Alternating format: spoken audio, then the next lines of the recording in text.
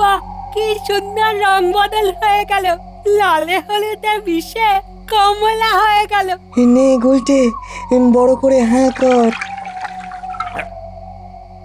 এবার চোখ বন্ধ করে 3বার আমার নাম বল। কৃষ্ণনগরের বিজ্ঞানী, কৃষ্ণনগরের বিজ্ঞানী, কৃষ্ণনগরের বিজ্ঞানী। হ্যাঁ, আমি পেরেছি, আমি পেরেছি।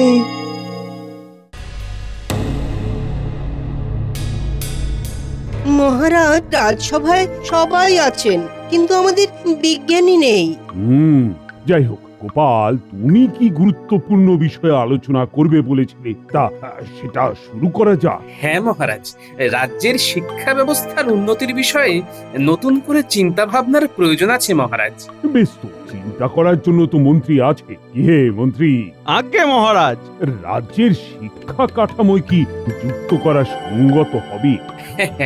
আগে মন্ত্রী মশাইয়ের নিজেরই শিক্ষার যা কাঠামো, তাতে উনি রাজ্যের কাঠামোর আন্দাজ করতে পারবেন বলে তো আশা করতেই পারি না। তাহলে তুমিই তো মন্ত্রী হতে পারতে, আমার আর কি প্রয়োজন ছিল? আগে মহারাজের বিচক্ষণতা হেতু আপনি যে পদ লাভ করেছেন, সেই পদ হেতু আপনাকে অভিনন্দন মন্ত্রী মশাই। দেখেছেন মহারাজ, আপনাকেও যা নয় তাই বলছে। গোপাল, তোমরা আলোচনার প্রসঙ্গ কি এই সব করবে বলে তোলো? কি করব মহারাজ, আমাদের মন্ত্রী যদি অকম্মার ঢেকি হয় তাহলে তো সব কাজে বাধা আসবেই। দেখেছেন, গোপাল আমাকে আবার অকম্মার ঢেকি বলে অপমান করলো। দূর দূর, আমি থাকবই না, আমি থাকবই না রাজসভায়। আজকে তাহলে সভা এখানেই শেষ করা হোক। বেশ বেশ, আজ সভা হলো শেষ।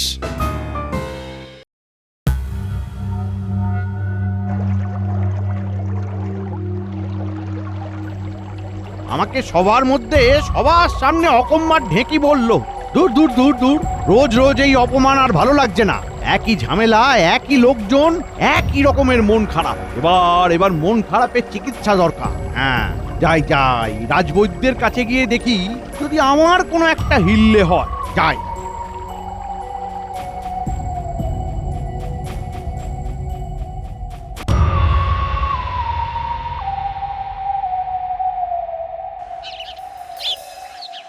রাজবৈদ্য, ও রাজবৈদ্য, বাড়িতে আছো নাকি?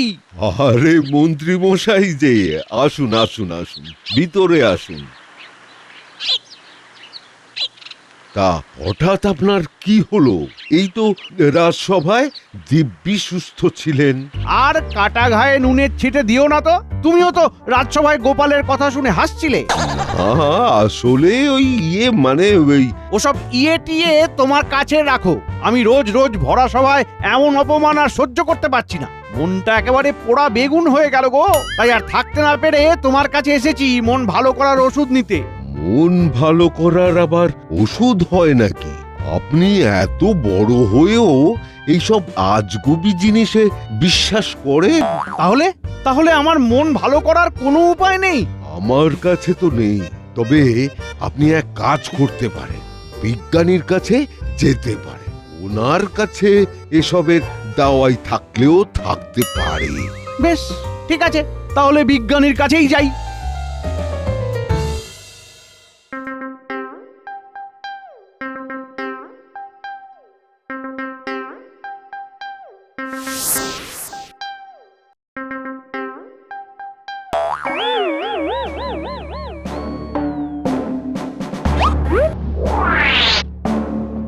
কি কি আমি কি ভুল দেখছি নাকি? না না, আমি তো একটা চোখ দিয়েও দুটো বিজ্ঞানী দেখতে পাচ্ছি। আমি ঠিকই দেখছি তাহলে। তাহলে মনে থাকবে। হ্যাঁ বিজ্ঞানী দাদু, মনে থাকবে। নিজেই নিজেকে দাদু বলছে।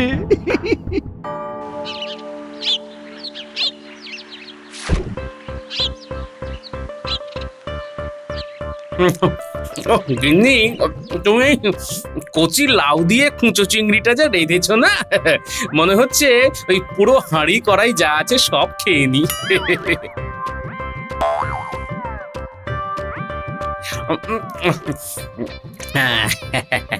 হ্যাঁ হ্যাঁ, তুমি তো তাই চাও। আমি যাতে না খেয়ে থাকি। গিন্নি, আমি সে কথা বলেছি নাকি? আমি তো তোমার হাতের রান্নার প্রশংসা করলাম, আর তুমি এভাবে ঘুরিয়ে ধরলে। আমি বুঝি না নাকি? হ্যাঁ, আমি নিজের জন্য যেটুকু লাউ চিংড়ি রেখেছি তুমি সেটাও নিজে খেতে চাও? হ্যাঁ, বলি গোপাল দাদা, উল্টে সেই সকালবেলা বাড়ি থেকে বেরিয়েছে, এখনো ফেরেনি। তোমাদের বাড়িতে এসেছিল নাকি গো? না না, গুলটে তো আসেনি, এলে তো লাউ চিংড়ি খাওয়াতাম। গিন্নি আমার জমিয়ে রেঁধেছে। হ্যাঁ, এই মানে এখনো অনেকটা রয়েছে, যাও এটা গুলটের জন্য নিয়ে যাও। কেমন, ও নিশ্চয়ই খেলাধুলো করছে। এটা কি হলো? আমার জন্য রাখা লাউ চিংড়িটা তুমি দিয়ে দিলে? আহা, রাগ করছো কেন গিন্নি? এটা খেয়ে যা হতে চাই তার নাম 3 বার বলবো।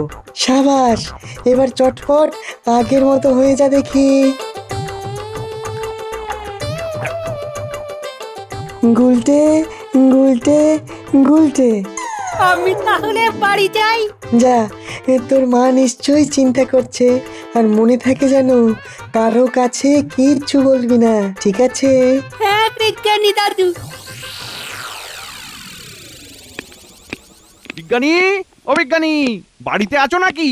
হ্যাঁ, দেখতেই তো পাচ্ছেন যে আছি। ইয়ে মানে একটু দরকারে এসেছিলাম তোমার কাছে। কি দরকার বলুন না। ইয়ে মানে বলছিলাম কি, তুমি হলে বিজ্ঞানী মানুষ, তোমার বিভিন্ন বিষয়ে কত অগাধ জ্ঞান, তা সেই জ্ঞান কিভাবে রাজ্যের কচি কাঁচাদের মধ্যে ছড়িয়ে দেওয়া যায় সেই নিয়েই একটু সলা পরামর্শ করতাম, এই আর কি। হঠাৎ রাজ্যের কচি কাঁচাদের উপর আপনার এমন দূরদৃষ্টি ভরা পরিকল্পনার কারণ? কি যে বলো না, আরে আরে রাজ্যের কচি কাঁচারাই তো বড় হয়ে মন্ত্রী হবে, বিজ্ঞানী হবে। বাবা বাবা, তোমার ঘর ভর্তি কত পরীক্ষা নিরীক্ষার জিনিসপত্র ছড়ানো গো। ওই আর কি। এই বিকার ভর্তি জিনিসটা কি কোনো নতুন আবিষ্কার নাকি? হ্যাঁ, এটা একটা বিশেষ ধরনের তরল। এটা পান করলে যে কোনো কিছু রূপ ধরা সম্ভব। সত্যি সত্যি, তোমার গুণের সত্যি কোনো তুলনা হয় না, কোনো তুলনা হয় না। তা তা তুমি একটু খেয়ে দেখাও না। হ্যাঁ আচ্ছা ঠিক আছে, বলুন কিসের রূপ নেব? এই তরলে কি কি হওয়ার সম্ভাবনা আছে? যার প্রাণ আছে তারই এই রূপ নেওয়া যাবে। বেশ বেশ বেশ বেশ, আমি না কোনোদিন কমলা লেবুর গাছ দেখিনি গো। তুমি তুমি কমলা লেবুর গাছ হতে পারবে? ঠিক আছে, এক্ষুনি হয়ে দেখাচ্ছি।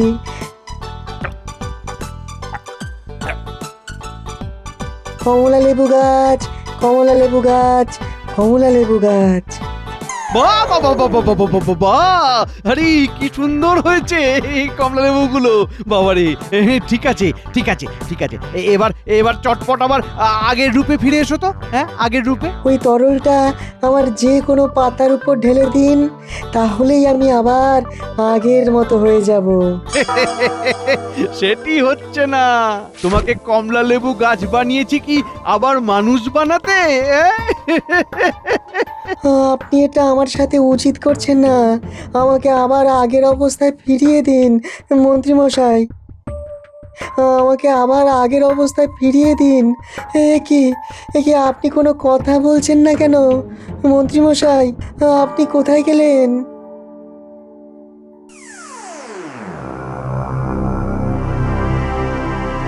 ব্যাস ব্যাস ব্যাস ব্যাস, আশেপাশে কেউ নেই, এবার টুক করে বিজ্ঞানীর রূপটা ধরে ফেলি। কৃষ্ণনগরের বিজ্ঞানী, কৃষ্ণনগরের বিজ্ঞানী, কৃষ্ণনগরের বিজ্ঞানী।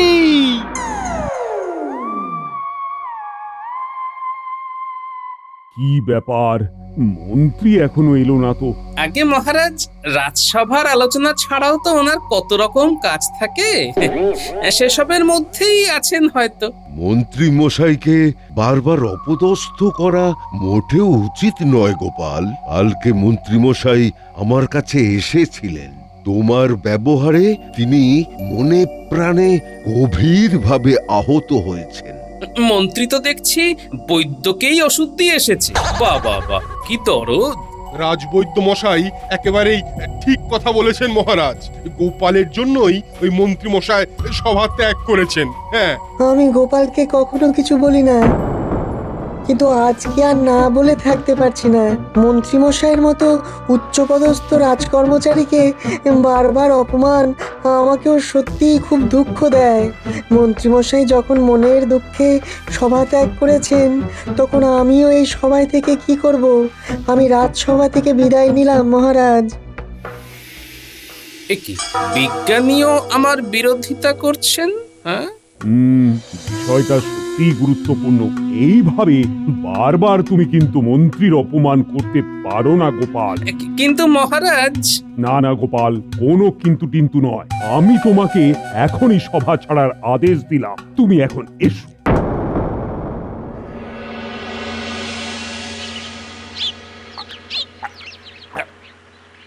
কৃষ্ণনগরের মন্ত্রী, কৃষ্ণনগরের মন্ত্রী, কৃষ্ণনগরের মন্ত্রী। বেশ ভালো পেঁচে ফেলেছি বেটাকে। সব সময় খালি আমার পেছনে লাগা না? এবার বোঝো বোঝো মজা।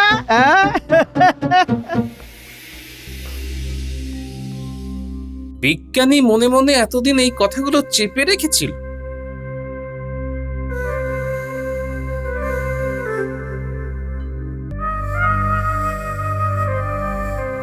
কি গো, বলি দরবারে কিছু হয়েছে নাকি? হ্যাঁ, মন্ত্রী আজকে আসেনি, সেই দায়টাও নাকি আমার। মহারাজ আমায় এইভাবে বারবার সভা থেকে তাড়িয়ে দেন, ইচ্ছে করে আর কোনোদিন সভাতেই না যাই, বুঝলে? আহা, তুমি আজকাল বড় তাড়াতাড়ি মুষড়ে পড়ো। হ্যাঁ, মহারাজকে চেনোই তো, কাল সকালে আবার সবকিছু ঠিকঠাক হয়ে যাবে। হ্যাঁ, তুমি ওইসব চিন্তা না করে হাত মুখ ধুয়ে এসো। ঠিক আছে, তাই যাচ্ছি।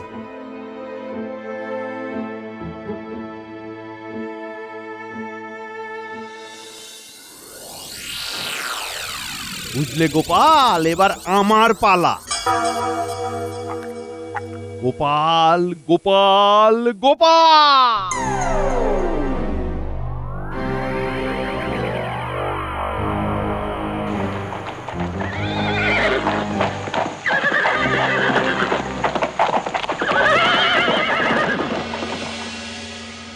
বুঝলে মন্ত্রী, আমাদের বয়স প্রতিপত্তির সাথে সাথে রাজ্যের পরিসীমাটারও তো একটু বেড়ে ওঠা দরকার। আমি এই মাসের মধ্যেই অনন্তপুর গ্রাম আমাদের রাজত্বের সীমানায় অন্তর্ভুক্তিকরণের ব্যবস্থা করছি। রাজ্যের ব্যাপারে তুমি কিন্তু সদা তৎপর মন্ত্রী। এটা তো আমার কর্তব্য মহারাজ। মহারাজের জয় হোক। বলো প্রহরী। কৃষ্ণনগর থেকে গোপাল এসেছে, আপনার সাথে দেখা করতে চায়। গোপাল? হ্যাঁ, ঠিক আছে ঠিক আছে, তাকে পাঠিয়ে দাও। কি ব্যাপার বলো তো মন্ত্রী?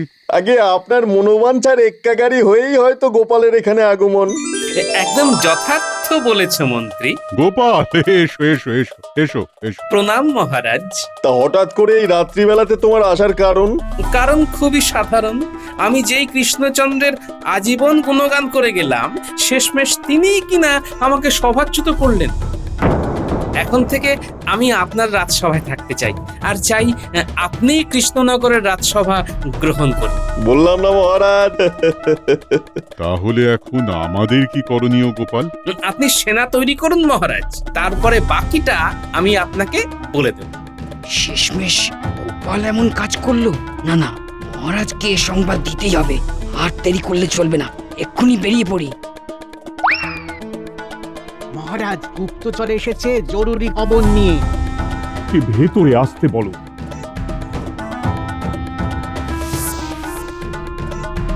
মহারাজ মহারাজ। গোপাল গোপাল, বাইরে এসো। ও গোপাল, এই সাত সকালে সেনা সমেত প্রাতঃভ্রমণে নাকি সেনাপতি? তোমাকে নিয়ে যেতে এসেছি। এই, তোমরা বন্দি করো গোপালকে। কি অপরাধে? রাজদ্রোহ।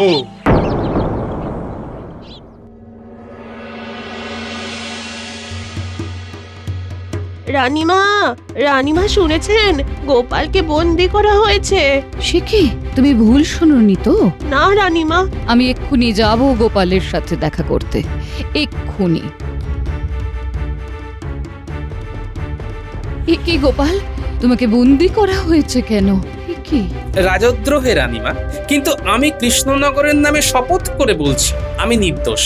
আমি তোমাকে 3 দিনের সময় দিলাম, নিজেকে নির্দোষ প্রমাণ করো। প্রহরী, এই বিপদ থেকে বেরোনোর উপায় একমাত্র বিজ্ঞানীর কাছেই থাকতে পারে, আগে তার কাছেই যাই।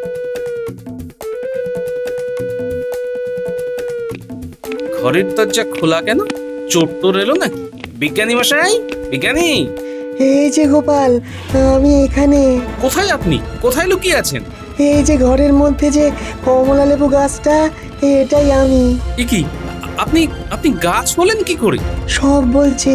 তার আগে আমার চৌপায়ের নিচে একটা কমলা পানীয় দেখতে পাচ্ছ? হ্যাঁ, পেয়েছি। ওটা নিয়ে আমার যে কোনো পাতার উপর ঢেলে দাও, তাহলে আবার আমি আগের রূপ ফিরে পাবো।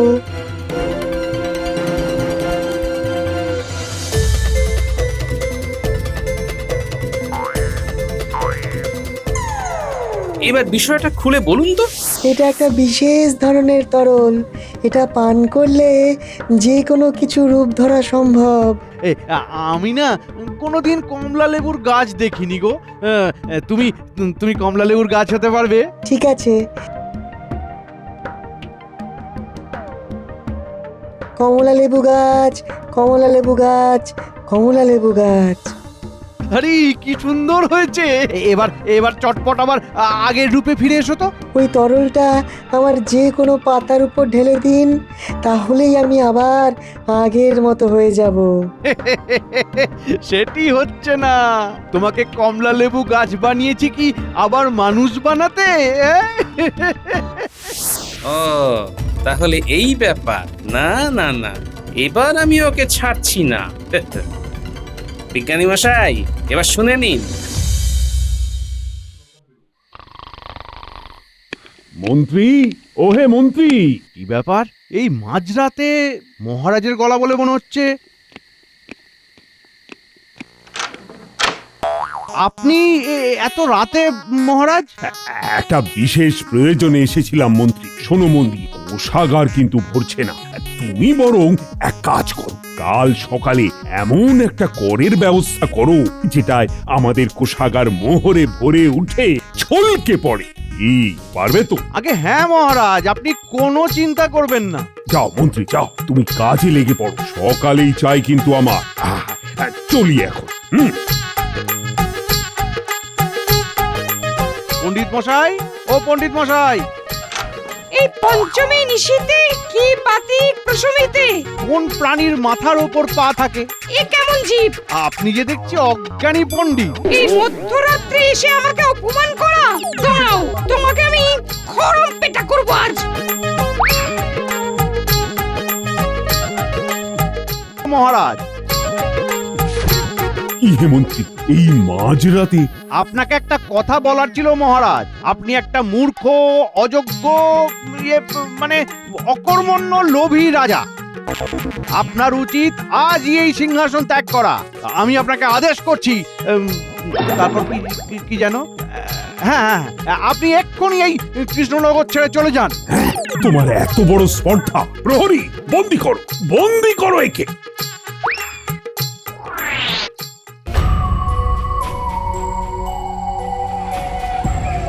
মন্ত্রী কাল রাত্রে আমাকে ভীষণ অপমান করেছে মহারাজ। আমাকেও মহারাজ, আমাকেও। আমরাও এর বিহিত চাই। কালকে সারা রাত মন্ত্রী মশাই আমাদের নাকের জলে চোখের জলে করে ছেড়েছেন।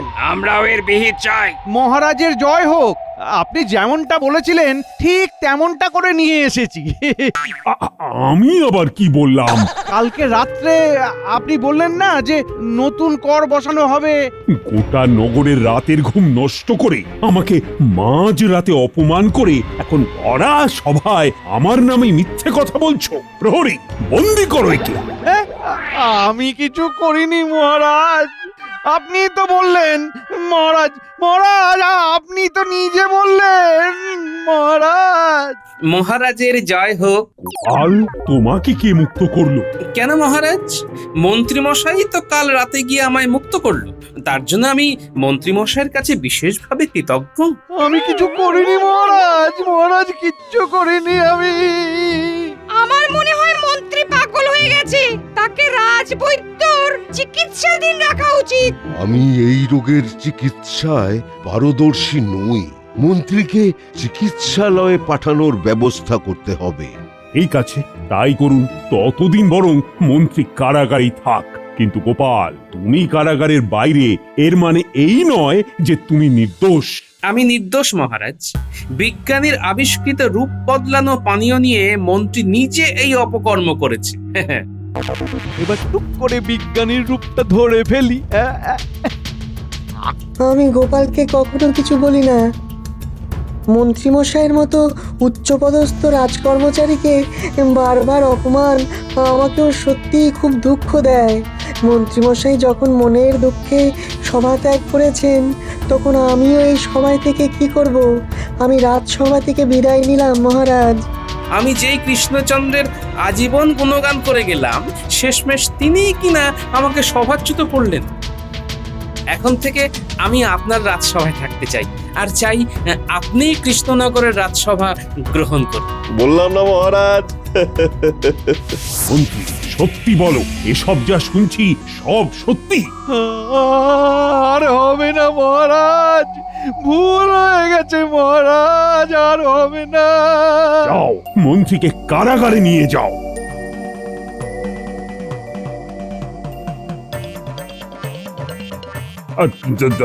তবে যা হওয়ার হয়ে গেছে।